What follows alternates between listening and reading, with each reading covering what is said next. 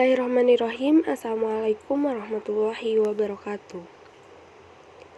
Kami dari kelompok 6 akan membahas mengenai organel otonom, struktur kloroplas dan mitokondria, peranan kloroplas dalam fotosintesis, serta peranan mitokondria dalam respirasi.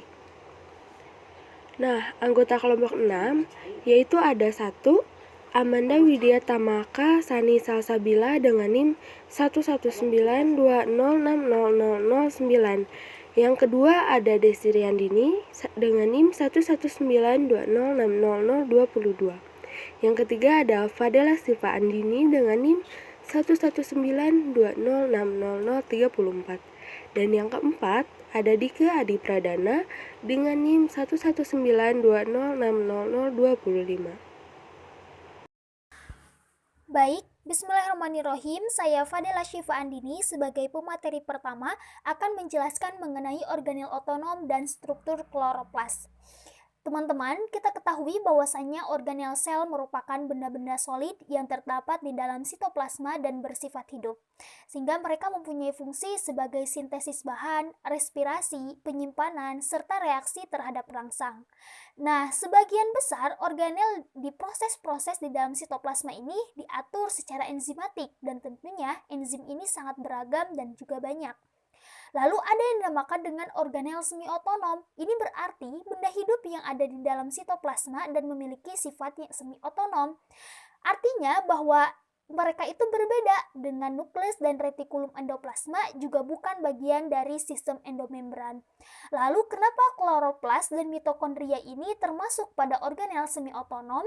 Karena mereka itu memiliki membran yang ganda dan keduanya ini ada pada sel, namun tidak termasuk dalam sistem endomembran.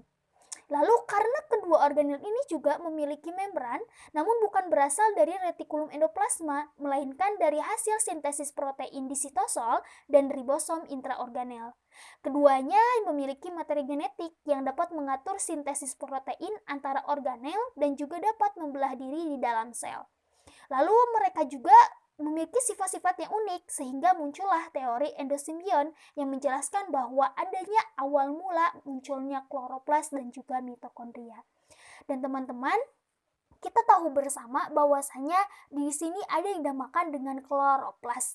Nah, kloroplas ini ada pada sel tumbuhan sehingga berbeda dengan sel hewan. Ada ciri khasnya yaitu dengan adanya kloroplas. Nah, kloroplas ini berasal dari bahasa Yunani yang terdiri dari dua kata, yaitu kloros yang artinya hijau dan plastis yang artinya terbentuk. Nah, kloroplas ini sebenarnya merupakan kerabat dekat yang disebut dengan plastida, di mana kloroplas hanya terdapat dalam sel tumbuhan dan ganggang, dan sehingga ini dapat menghasilkan klorofil untuk melakukan proses fotosintesis. Dan tentunya pigmen-pigmen lainnya juga ada selain dengan pigmen klorofil tadi. Nah, lalu kita tahu kalau tadi itu kloroplas ada yang dinamakan dengan endosimbion. Jadi ada teori evolusi endosimbion. Nah, biogenesis kloroplas ini tentunya awal mulanya itu kan dari plastida gitu ya. Nah, semua plastida atau termasuk kloroplas sendiri ini terbentuk dari proplastida dan semuanya mengandung DNA kloroplas yang sama. Nah, proplastida hanya tersusun atas membran luar, membran dalam, sebuah ruangan stroma kecil yang di dalamnya terdapat DNA kloroplas. Nah, kemudian kloroplas ini merupakan satu-satunya plastida yang mengandung membran tilakoid. Lalu ada cahaya yang merangsang sintesis protein-protein kloroplas dan ekspansi membran internal proplastida. Lalu tadi ekspansi membran internal proplastida ini akan mengakibatkan terbentuknya tunas vesikula membran. Nah, nanti membran tersebut akan mengatur diri dengan cara bertumpuk atau sering kita sebut dengan tilakoid dewasa.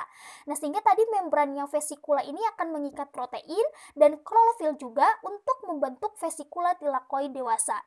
Lalu bergantung pada jenis jaringan dan lingkungannya, proplastida akan berkembang menjadi kloroplas, sehingga ada juga yang dinamakan dengan kromoplas, amiloplas, dan elailoplas.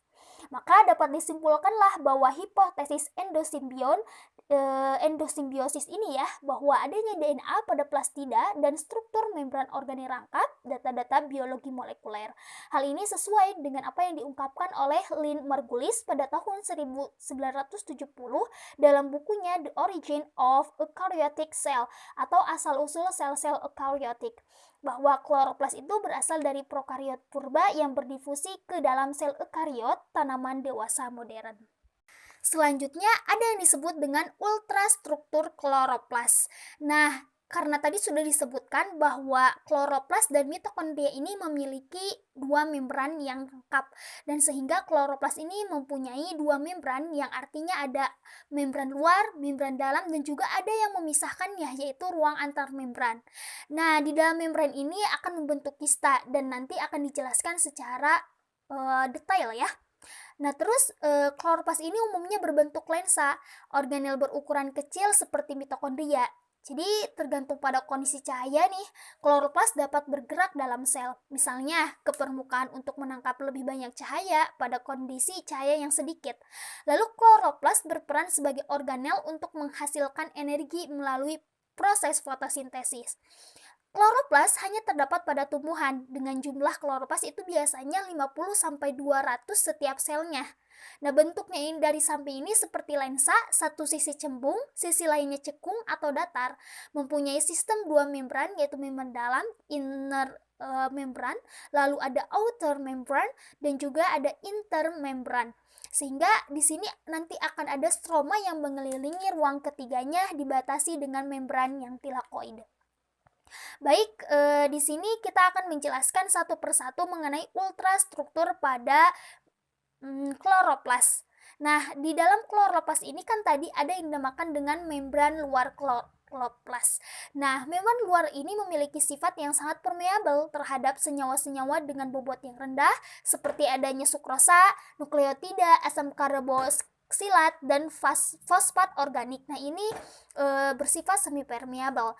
Membran luar ini berperan dalam mengalirkan molekul-molekul yang kurang dari 10 kilodalton tanpa selektivitas dan menutupi ruang intermembran antara membran dalam dan juga bagian luar kloroplas. Lalu ada yang dinamakan dengan ruang antar membran. Nah, ruang antar membran ini adalah sebuah ruangan yang memisahkan antara membran luar dan membran dalam dengan ketebalan sekitar 10 nm. Nah, ruangan ini juga disebut sebagai ruang antar membran atau intermembran. Lalu yang ketiga ada yang dinamakan dengan membran dalam kloroplas. Nah, kalau ini bersifat selektif permeabel dan digunakan sebagai tempat protein transport melekat. Adapun peranan dari membran dalam ini adalah untuk memilih molekul yang keluar masuk dengan transport aktif. Selanjutnya ada yang dinamakan dengan stroma. Nah, stroma ini dibatasi oleh membran ganda yang di dalamnya memiliki stroma, yaitu suatu sistem membran yang memiliki interval yang luas dan terbenam dalam matriks fluida. Peranan stroma ini adalah untuk menyimpan hasil fotosintesis dalam bentuk pati dan sebagai tempat terjadinya reaksi gelap atau siklus Kelvin. Lalu yang kelima, ini ada yang dinamakan dengan tilakoid. Nah, dalam kloroplas terdapat sistem bermembran lain dan bentuk kantong-kantong pipih yang saling berhubungan yang disebut dengan tilakoid. Ruang tilakoid yaitu suatu pelipatan membran dalam yang berbentuk seperti tumpukan piring yang saling berhubungan. Jadi, kalau kita lihat ada tumpukan-tumpukan itu seperti piring ya. Jadi itu dinamakan dengan tilakoid. Peranan dari tilakoid ini adalah untuk menangkap energi cahaya dan mengubahnya menjadi energi kimia. Nah, lalu selanjutnya ada yang dinamakan dengan grana. Grana merupakan kumpulan tilakoid yang bertumpuk-tumpuk seperti uang logam. Kalau tadi seperti piring tilakoid itu, kalau sekarang grana itu seperti uang logam. Nah, grana ini adalah sistem membran yang memiliki fungsi sebagai tempat berlangsungnya reaksi terang fotosintesis. Kalau stroma itu sebagai reaksi gelap, kalau grana itu sebagai reaksi terang. Lalu ada yang dinamakan dengan DNA plastida. Nah, DNA plastida ini tentunya akan ada kloroplas yang merupakan gen pembawa sifat pada plastida yang fungsinya adalah untuk replikasi kloroplas dan pembelahan sel kloroplas. Lalu ada yang dinamakan dengan ribosom, karena kan di sini kita membahas mengenai klorofil yang mana ada turunannya dari sintesis protein. Nah, di sini ada yang disamakan dengan ribosom. Ribosom ini adalah organel di mana bagian dari membran dalam kloroplas yang berfungsi untuk sintesis protein. Lalu ada pati atau sering kita sebut juga dengan amilum ya. Nah, ini adalah produk dari hasil fotosintesis. Jadi berupa amilum, zat pati, ada juga kalau kita sebut juga dengan gula gitu ya, C6H12O6 itu merupakan gula gitu. Lalu ada plastoglobula. Nah, ini adalah senyawa kimia yang terkandung di dalam kloroplas. Nah, senyawa globula ini tersusun dari lipid yang berbentuk globul. Jadi, dapat disimpulkan gitu ya bahwasanya kloroplas ini memang merupakan sebuah organel yang berfungsi untuk proses fotosintesis dan akan dijelaskan oleh teman saya nanti. Terima kasih. Bismillahirrahmanirrahim. Saya Amanda Widya Tamaka dengan NIM 11920600009. Di sini saya akan membahas struktur mitokondria. Diberi nama mitokondria oleh seorang pakar bernama Benda pada tahun 1897 sampai 1898 yang berasal dari dua suku kata bahasa Yunani, mitos yang artinya benang dan kondrion yang berarti granula. Jadi, mitokondria adalah organel sel yang berbentuk memanjang atau granula. Mitokondria ini dibatasi oleh membran rangkap. Membran dalam mengadakan perluasan ke dalam matriks dengan membentuk penonjolan. Penonjolan itu disebut dengan krista. Membran tersusun oleh lipoprotein. Kurniati 2020 halaman 123. Di dalam mitokondria terdapat DNA dan ribosom mitokondria yang merupakan organel sel yang terdapat di dalam sitoplasma, bekerja sebagai dapur sel dan fungsinya untuk tempat berlangsungnya respirasi sel makhluk hidup. Selain fungsi seluler lain seperti metabolisme asam lemak, homeostasis kalsium, transduksi sinyal seluler, biosintesis pirimidina, dan menghasilkan energi yang berupa adenosin trifosfat pada lintasan katabolisme. Mitokondria cenderung dinamai rumah kuasa karena aktif bekerja sehingga banyak terdapat di daerah sel saraf, sel otot, dan sel sektori. Mitokondria banyak ditemui di sel seperti jantung, hati, serta otot. Jumlah mitokondria dalam sel sangat bervariasi dan tergantung dari jenis sel juga kondisinya. Pada sel hewan, jumlah mitokondria umumnya lebih banyak dibandingkan pada sel tumbuhan. Di dalam sel hati, umumnya didapatkan mitokondria dalam jumlah banyak, yaitu mendapati 30-35% dari jumlah protein total dalam sel tersebut. Dalam sel limfoid dijumpai sekitar 20%, di dalam sel hati normal dijumpai sekitar 1000-1600 mitokondria. Jumlah mitokondria yang terbesar dijumpai pada sel-sel oosit, yaitu sekitar 300.000 butir. Kegiatannya pun seperti transmisi impuls, listrik, kontraksi, dan juga sekresi, sehingga dikenal sebagai rumah kuasa. Membran dalam lebih kaya akan protein dibanding membran luar, sedangkan protein itu sendiri terletak lebih dalam pada membran. Membran luar mengandung 2-3 kali lebih banyak fosfolipid daripada membran dalam dan mengandung sebagian besar kolesterol membran. Juwono 2014 halaman 38. Mitokondria memiliki bentuk bulat lonjong atau berbentuk seperti tongkat berukuran 500-2000 nm. Mitokondria terdapat pada sel yang sedang aktif, dikelilingi oleh dua lapisan membran, yaitu membran dalam dan membran luar, dan memiliki ukuran yang sangat kecil. Pada bagian dalam membran berisi matriks seperti cairan atau sel, sedangkan bagian luarnya berisi cairan yang lebih encer yang mengisi ruang antar membran. Membran dalam juga memiliki permukaan yang lebih luas karena melipat dan masuk ke dalam ruang mitokondria yang membentuk tonjolan atau disebut dengan krista. Membran dalam membagi dua mitokondria kompartemen internal. Pertama, ruangan antar membran ini adalah wilayah sempit antara membran luar dan membran dalam. Kedua, matriks mitokondria yang diselubungi membran dalam. Terdapat bermacam-macam enzim yang ada di dalam matriks, ruang antar selaput, membran luar, dan juga membran dalam. Terdapat juga DNA sirkuler dan ribosom di dalam matriks, serta sejumlah inklusi dari berbagai sel. Ciri dari mitokondria dalam Campbell tahun 2002 halaman 156 antara lain berada di dalam sel eukariotik. Umumnya berbentuk lonjong, berdiameter sekitar 0,5 mikrometer dengan panjang antara 0,5 sampai 1 mikrometer. Termasuk satu-satunya organel yang memiliki dua lapis membran, yaitu membran dalam dan membran luar. Terdapat ruangan yang disebut matriks. Pada matriks ini terkandung enzim dan juga protein. Terdapat lipatan yang disebut dengan krista. Kemudian kebanyakan sel hanya memiliki satu sel. Sel yang memiliki banyak mitokondria dapat dijumpai di jantung, hati, dan otot.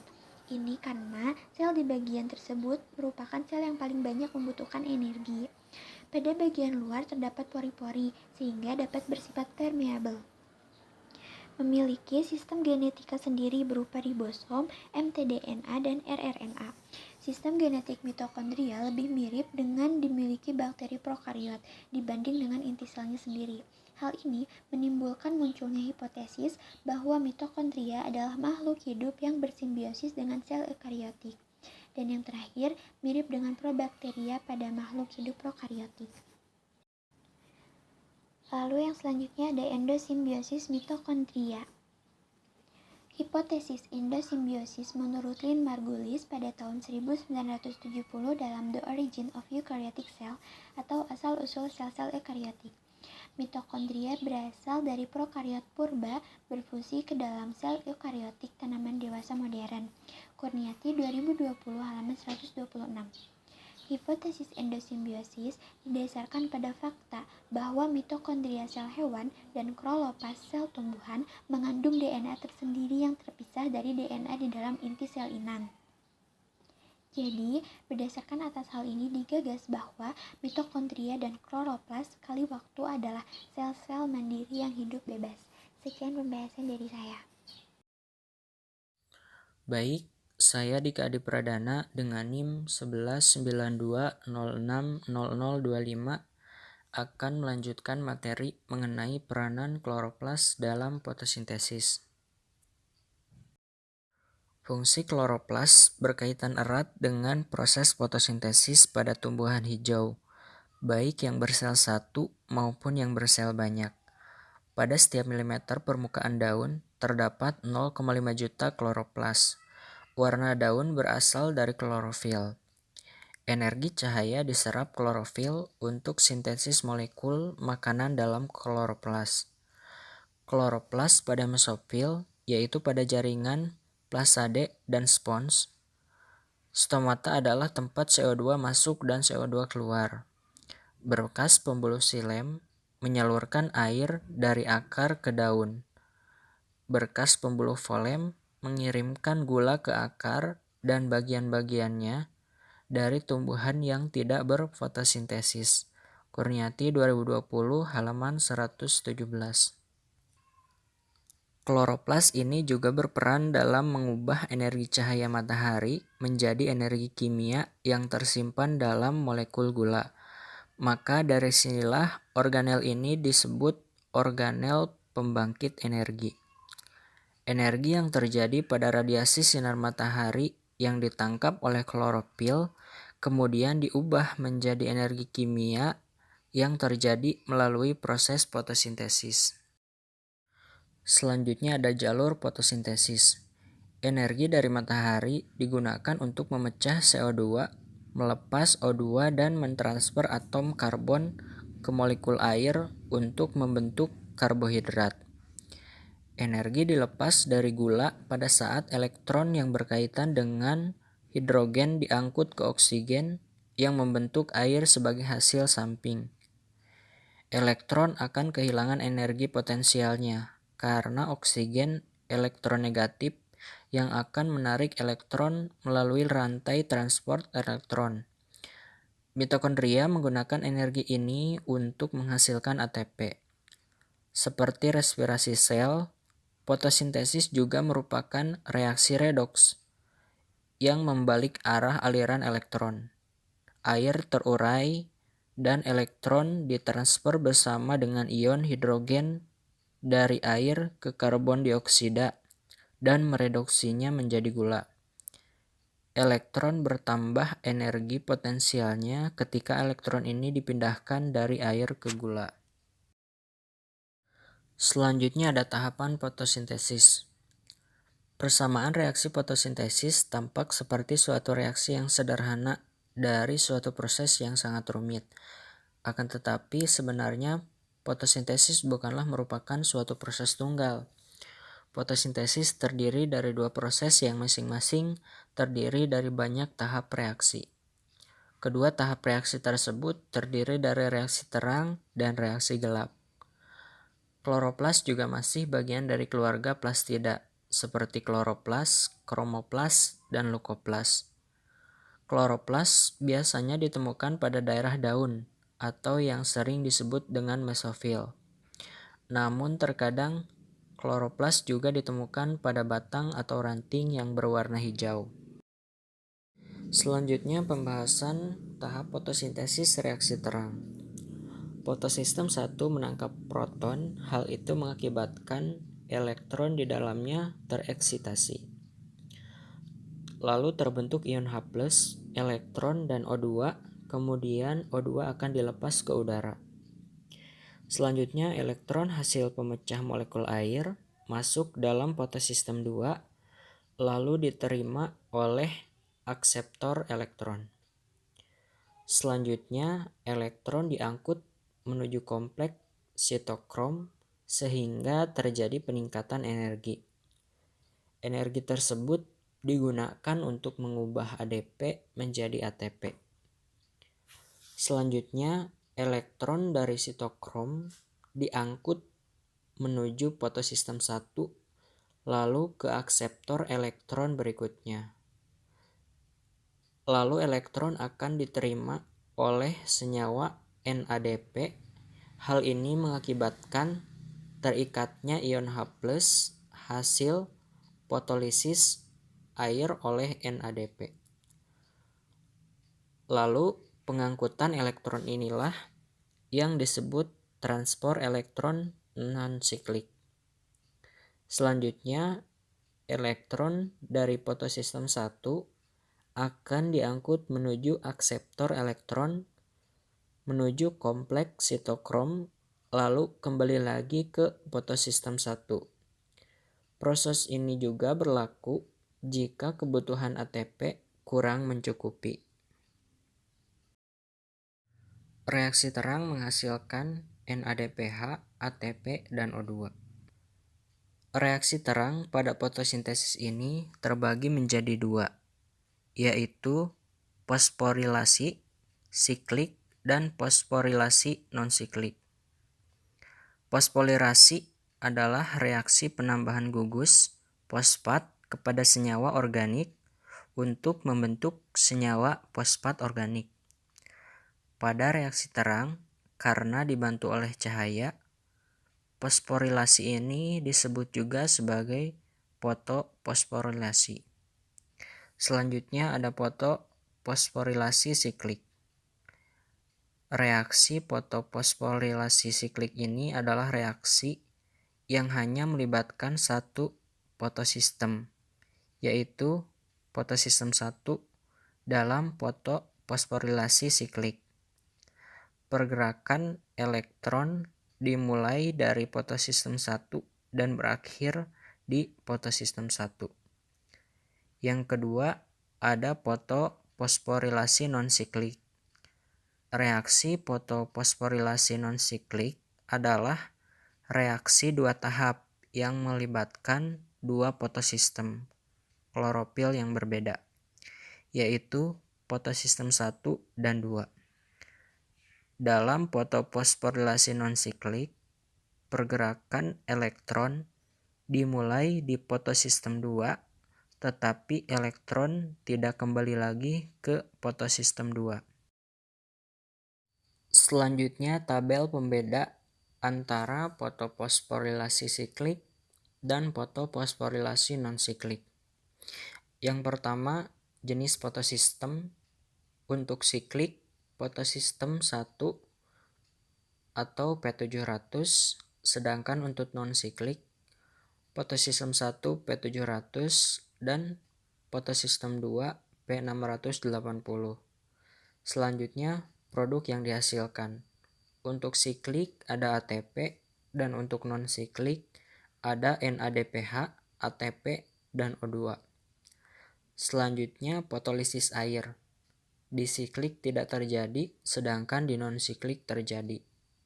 Selanjutnya ada prosesnya. Yang pertama, untuk siklik, elektron dari P700 lalu melalui sistem transport dan kembali lagi ke 700. Untuk di non-siklik, prosesnya elektron dari P680 lalu melalui sistem transport lalu menuju ke P700 dan tidak kembali lagi ke P680. Selanjutnya pembahasan tahap fotosintesis reaksi gelap. Yang pertama, 6 molekul RuBP memfiksasi 6 molekul CO2 dengan bantuan enzim Rubisco. Akibatnya, terbentuk 6 molekul dengan 6 atom C yang tidak stabil. Keenam molekul inilah kemudian pecah menjadi 12 molekul 3 fosfogliserat atau PGA. Lalu 12 molekul PGA akan mendapatkan 12 gugus fosfat dari 12 ATP.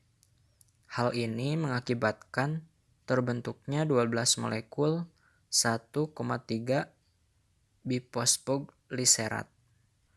Selanjutnya 12 molekul 1,3 bifosfogliserat akan menerima ion H+ dari NADPH sehingga tereduksi menjadi 12 molekul fosfogliserat dehid 3P atau PGAL. Setelah menerima 6 gugus fosfat dari 6 ATP, 10 molekul PGAL akan bergenerasi menjadi RuBP kembali. Lalu 2 molekul PGAL lainnya saling bergabung membentuk 1 molekul glukosa. Selanjutnya yaitu materi transportasi energi dalam mitokondria. Mitokondria memiliki fungsi dalam perubahan energi potensial berbentuk makanan menjadi ATP sebagai tempat terjadinya metabolisme oksidatif atau respirasi seluler. Ketika respirasi terjadi, maka akan adanya perubahan bentuk energi dari senyawa organik menjadi anorganik. Untuk menghasilkan energi dan senyawa pembangunan dalam bentuk ATP, mekanisme karbohidrat akan berakhir di mitokondria ketika virupat ditransferkan dan dioksidasi oleh O2 dan CO2 dan air. Pada saat proses pembentukan ATP yang melibatkan proses transport elektron dengan bantuan 4 kompleks enzim yang terdiri atas NADH, dehidrogenase, suksinat dehidrogenase, koenzim Q, sitokrom C, reduktase, sitokrom oksidase, dan bantuan FO, F1, ATP atau ANT.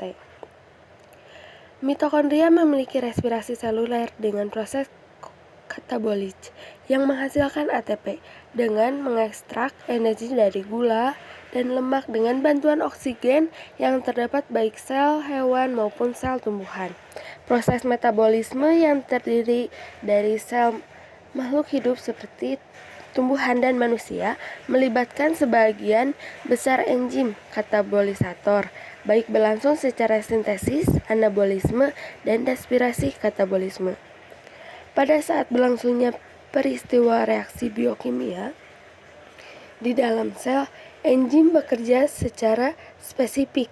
Enzim mempercepat reaksi kimia yang menghasilkan senyawa ATP dan senyawa lain yang berenergi tingkat seperti pada proses respirasi, fotosintesis, dan komosintesis, sintesis protein dan lemak. Selanjutnya yaitu bagian transportasi energi dalam biologi dapat dibedakan menjadi 3 proses. Adanya step 1. Step 1. Membahas mengenai proses fotosintesis. Energi pada matahari. Energi matahari yaitu dalam bentuk radiasi atau pemancaran cahaya matahari berubah menjadi energi kimia dalam ikatan senyawa organik. Step 2. Saat respirasi sel, energi kimia dalam senyawa kimia berubah menjadi persenyawaan yang berupa ATP. Yang ketiga, adanya energi ikatan kimia. Ikatan fosfat yang kaya akan energi ATP dapat difungsikan untuk kerja mekanis, listrik, dan kimia. Dan yang keempat, adanya energi mengalir ke sekeliling sel dan hilang sebagai energi panas dalam bentuk entrotop, respirasi, dan fermentasi sel sebagai jalur katabolik. Selanjutnya yaitu jalur-jalur oksidasi karbohidrat. Jalur respirasi pada sel terbagi menjadi dua, yaitu respirasi aerobik dan anaerobik. Respirasi aerobik merupakan respirasi yang membutuhkan oksigen. Pada respirasi aerobik terdapat jalur glikolisis di sitoplasma. Dekarboksidasi, oksidatif siklus Krebs, dan transfer elektron di mitokondria. Respirasi anaerobik merupakan respirasi yang tidak membutuhkan oksigen.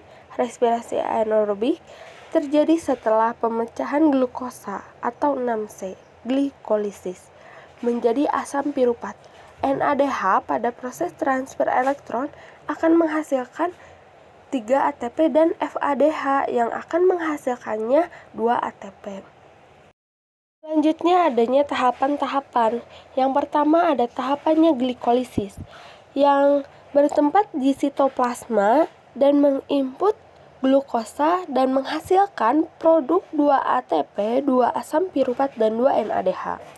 Selanjutnya ada tahapan glikolisis oksidatif di mana bertempat di mitokondria yang akan menginput 2 asam piruvat dan menghasilkan produk 2 asetil-CoA, 2 CO2, dan 2 NADH. Yang ketiga ada tahapan siklus Krebs, di mana tempatnya di matriks mitokondria menginput 2 asetil-CoA dan menghasilkan produk 2 ATP, 4 CO2, 6 NADH, dan 2 FADH.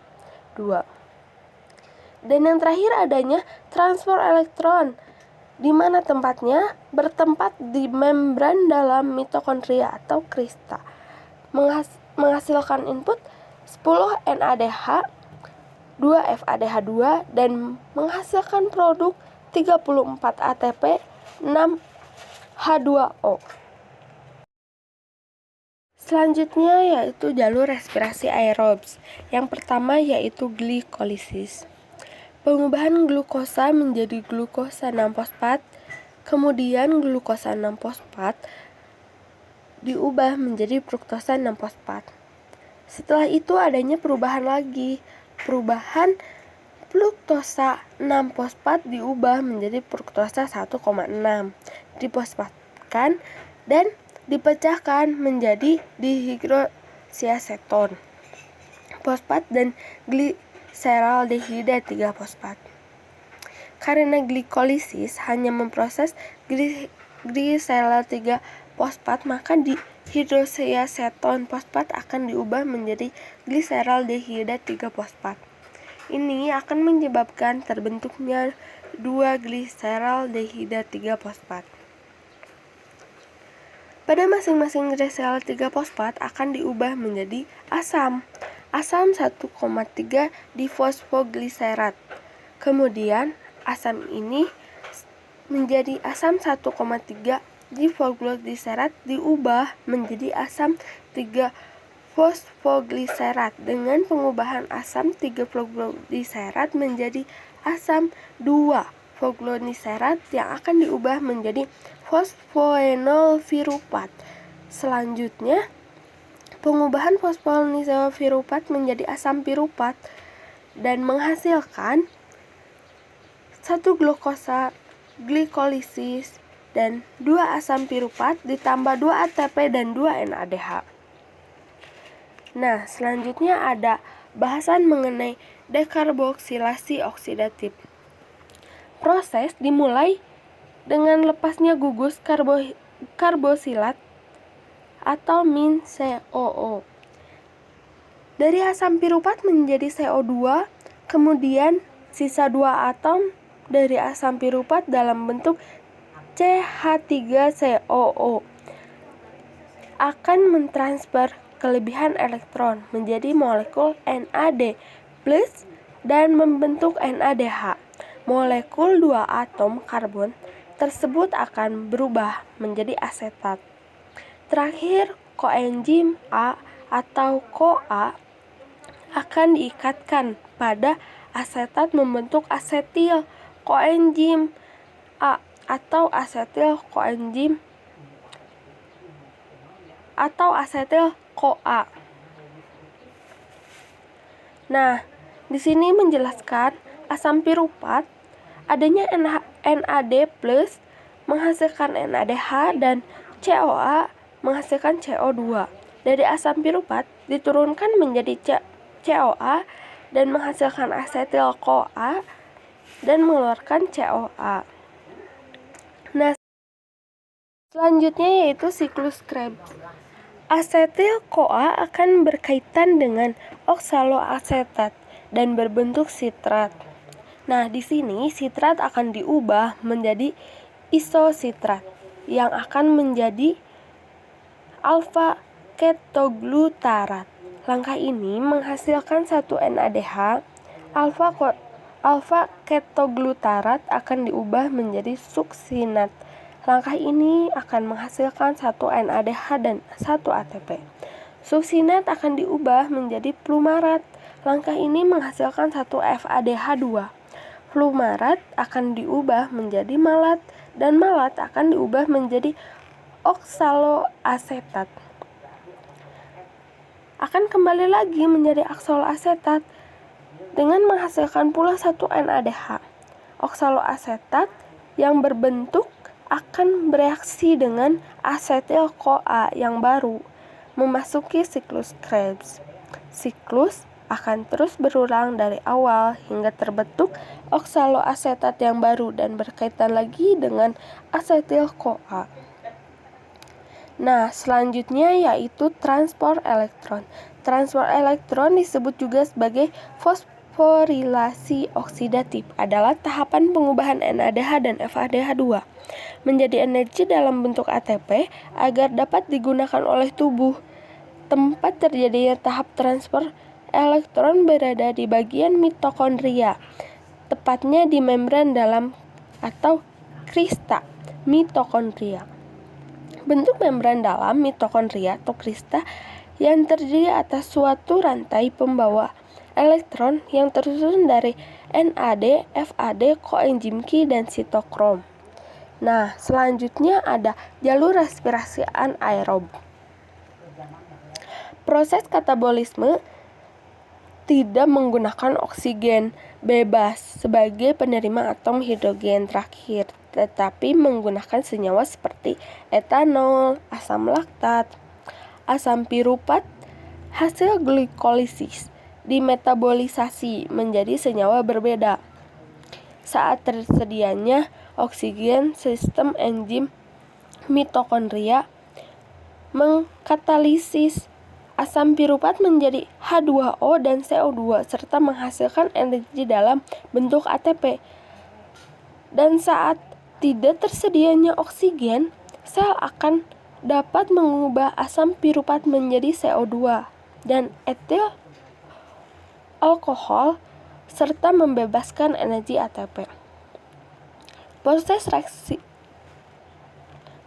reaksi tersebut yaitu fermentasi yang melibatkan enzim dalam sitoplasma sel. Tahapan yang dilalui yaitu glikolisis 1, molekul glukosa atau C6 akan diuraikan menjadi asam piruvat, NADH dan 2 ATP, membentuk alkohol atau asam laktat. Aseptor elektron terakhir yang bukan oksigen, melainkan alkohol, asam laktat, ATP yang dihasilkan sekiat 2 ATP. Selanjutnya ada tabel persamaan kloroplas dan mitokondria. di mana beberapa persamaannya yaitu yang pertama memiliki membran luar dan dalam, yang kedua terlibat dalam memicu sel karena memproduksi dan menyimpan beberapa energi, yang ketiga mengandung beberapa jumlah DNA, yang keempat DNA berbentuk melingkar, dan yang kelima mengandung ribosom. Selanjutnya ada tabel perbedaan antara kloroplas dan mitokondria, di mana beberapa perbedaannya yaitu yang pertama, untuk kloroplas menggunakan karbon dioksida, klorofil, cahaya untuk hasilkan gula dan ATP. Sedangkan untuk mitokondria menggunakan karbohidrat untuk hasilkan ATP. Yang kedua, kloroplas hanya terdapat pada eukariota fotosintetik. Sedangkan untuk mitokondria dapat ditemukan pada semua eukariota. Yang ketiga, untuk kloroplas cairannya terdapat di stoma. Sedangkan untuk mitokondria cairannya terdapat di matriks mitokondria. Yang keempat, untuk kloroplas tentunya memiliki klorofil, sedangkan untuk mitokondria tidak. Yang kelima, kloroplas membrannya tidak beralur, sedangkan untuk mitokondria membrannya beralur membentuk lipatan. Yang keenam, untuk kloroplas organelnya lebih besar dan kompleks, sedangkan untuk mitokondria organelnya lebih kecil. Yang ketujuh, untuk kloroplas yaitu tempat terjadinya fotosintesis, sedangkan untuk mitokondria tempat berlangsungnya respirasi seluler. Bila semua materi telah dipaparkan, izinkan saya membacakan kesimpulan dari materi ini. Di dalam sel terdapat jenis organel yaitu mitokondria dan kloroplas yang terbungkus dalam dua lapisan membran yaitu membran dalam dan membran luar, yang secara kimiawi memiliki perbedaan dengan membran yang dibungkus oleh nukleus. Mitokondria terdapat pada hampir semua jenis sel, sedangkan kloroplas hanya terdapat pada sel yang mampu melakukan fotosintesis yaitu pada tumbuhan. Tetapi pada hewan dan jamur tidak ada. Mitokondria dan kloroplas berasal dari satu simbiosis yang sama, di mana keduanya saling ketergantungan satu dengan yang lainnya. Nah, mengenai kloroplas dan mitokondria dibagi menjadi 7, yaitu yang pertama adanya kloroplas adalah plastid yang mengandung klorofil. Yang kedua, di dalam kloroplas mengandung fase terang dan fase gelap dari fotosintesis tumbuhan. Yang ketiga, kloroplas terdiri atas dua bagian besar yaitu bagian amplop dan bagian dalam. Bagian amplop kloroplas terdiri dari membran luar dan membran dalam. Yang keempat, adanya mitokondria adalah organel tempat berlangsungnya fungsi respirasi sel makhluk hidup. Yang kelima, struktur mitokondria terdiri dari 4 bagian utama yaitu membran luar, membran dalam, ruang antar membran, dan matriks yang terletak di bagian dalam membran. Yang keenam, mitokondria dapat melakukan replikasi secara mandiri seperti sel bakteri. Yang ketujuh yaitu mitokondria memiliki DNA tersendiri yang dikenal sebagai mtDNA. Alhamdulillah, presentasi kali ini sudah selesai. Semoga materi-materi ini dapat bermanfaat bagi kita semua. Mohon maaf apabila banyak kesalahan. Terima kasih. Wassalamualaikum warahmatullahi wabarakatuh.